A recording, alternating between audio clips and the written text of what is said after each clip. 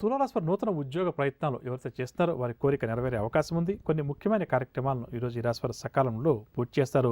ధార్మిక కార్యక్రమాలపై ఆసక్తి కూడా చూపుతారు. గృహంలో విందు వినోదాలు. ఇక అదనపు ఆదాయం కోసం ఎవరైతే ప్రయత్నం చేస్తారో వారికి అదనపు ఆదాయం కూడా చేకూరుతుంది. సన్నిహితులు తులారాశి వారికి అన్నింటా కూడా చేయూతనందిస్తారు. ప్రత్యర్థులు కూడా స్నేహితులుగా మారతారు. వ్యాపార వర్గాల వారికి వ్యాపారంలో మంచి లాభాలు దక్కుతాయి. ఉద్యోగ వర్గాల వారు ఉద్యోగాల్లో సంతోషంగా గడుపుతారు. పారిశ్రామిక సాంకేతిక రంగాల వరకు విదేశీయాన ప్రయాణాలు. సినీ టీవీ కళాకారులు కొత్త అవకాశాలతోటి ఆశలతోటి ముందడుగు వేస్తారు. విద్యార్థులకు అనుకోనిటువంటి పురస్కారాలు కూడా వరించవచ్చు. మహిళలు శుభవార్తలు అందుకుంటారు. ఇక తులారాశి వారికి వాడకాల్సి వచ్చే రంగు గోధుమ రంగు మరియు బంగారు రంగు. పరిహారాల విషయానికి వస్తే తులారాశి ప్రతి ఒక్కరూ కూడా ఆదిత్య హృదయ స్తోత్రాన్ని పఠించడం చాలా మంచిది. తదుపరి వృశ్చిక రాశి. వృశ్చిక రాశి వారికి ఈరోజు పనుల్లో ఆటంకాలు అధికంగా ఎదురవుతాయి. బంధుగణంతో విరోధాలు కూడా ఏర్పడతాయి. మానసిక అశాంతి మాత్రం ఈరోజు వీరికి అధికంగా ఉంటుంది. ప్రయాణాల్లో కూడా అవరోధాలు ఆటంకాలు ఎదురవుతాయి. ఇంటా బయట కూడా వీరికి విమర్శలు అధికంగా ఎదురవుతాయి. చర్మ సంబంధిత రుగ్మతల వల్ల కొంతవరకు ఇబ్బందికరంగా గడుస్తుంది. ప్రతిష్టల పట్ల అప్రమత్తంగా ఉండడం ఈ రాశి వారికి చాలా మంచిది. వ్యాపార వర్గాల వారికి వ్యాపారాలు మందకొడిగా సాగుతాయి. ఉద్యోగ వర్గాల వారికి ఆకస్మిక మార్పులు చేర్పులు. పారిశ్రామికవేత్తలకు అవకాశాలు కొన్ని అందినట్టే అంది తప్పిపోతాయి. సినీ కళాకారులు కూడా అవకాశాలు చేజారడం వల్ల నిరాశ చెందుతారు. విద్యార్థుల అంచనాలు తప్పుతాయి. మహిళలకు కుటుంబ బాధ్యతలు మరింతగా పెరుగుతాయి. వృశ్చిక రాశి వారికి ఇవాళ కలిసి వచ్చే రంగు తెలుపు రంగు మరియు గులాబీ రంగు. పరిహారాల విషయానికి వస్తే వృశ్చిక రాశి వారి ప్రతి ఒక్కరూ కూడా శివారాధన చేయడం ఈరోజు చాలా మంచిది. తదుపరి ధనురాశి. ధనురాశి వారు ఈరోజు బంధువులతోటి మాట పడతారు. కొన్ని ముఖ్యమైన కార్యక్రమాలు మధ్యలోనే నిలిపివేస్తారు.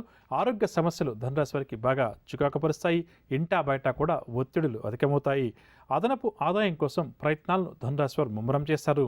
వ్యాపార వర్గాల వారికి ఈరోజు జరిగే వ్యాపార లావాదేవీల్లో ఆశించినటువంటి లాభాలు అనుమానమనే చెప్పవచ్చు.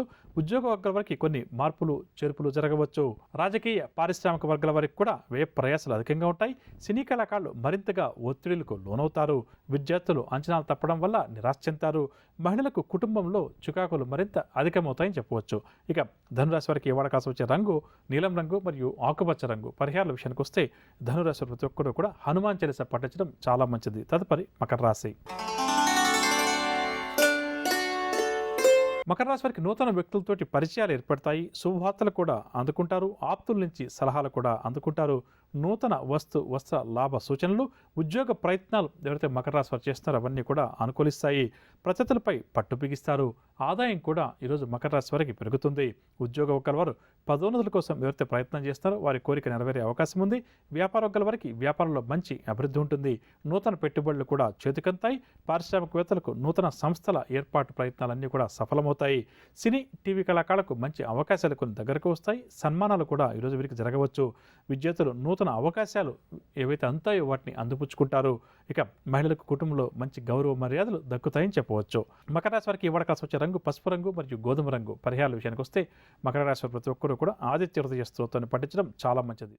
అమ్మా, అలాంటి వాళ్ళది నిజమైన ప్రేమ కాదు, అది వ్యామోహం. ఎగ్జాక్ట్లీ చిన్నత్త. నిజంగా ప్రేమించుకున్న వాళ్ళు అలా చేయరు. ఎంత మనసు విరిగిపోతే కన్న కూతుర్ని పట్టుకొని మా దృష్టిలో చచ్చిపోయా ఉంటుందా తల్లి? అది సరే అమ్మా, తన కూతురుతో తన మాట అనేటప్పుడు ఆమె మాటల్లో వ్యథ, కళ్ళల్లో బాధ గమనించావమ్మా? పెద్దబాబుకు బర్త్డే విషెస్ చెప్పు కూడా వెళ్ళాం కదా.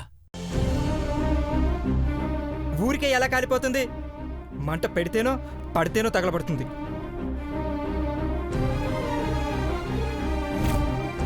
కరెక్ట్ చిన్నబాబు, నీకొచ్చినట్టే నాకు డౌట్ వచ్చింది. పార్వతే షర్టును తగలబెట్టిందనుకుంటా.